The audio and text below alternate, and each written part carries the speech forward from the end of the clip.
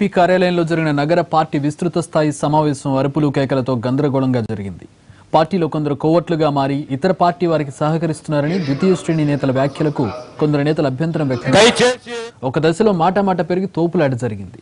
మోదుగులకు కూడా కొందరు పార్టీలోనే ఉండి మద్దతు ఇస్తున్నారంటూ ద్వితీయ శ్రేణి నేతల వ్యాఖ్యలు దుమారం రేపాయి.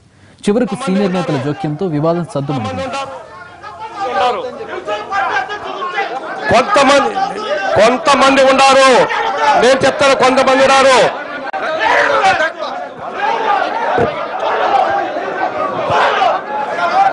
హలో, ఇక్కడ డివిజన్ ప్రెసిడెంట్ ఎవరు కూడా వేణుగోపాల్ రెడ్డి గారు రాకముందే తెలుగుదేశం పార్టీలో ఉన్నారు. అంతే నేను పైన అనుమానం సృష్టించే దయచేసి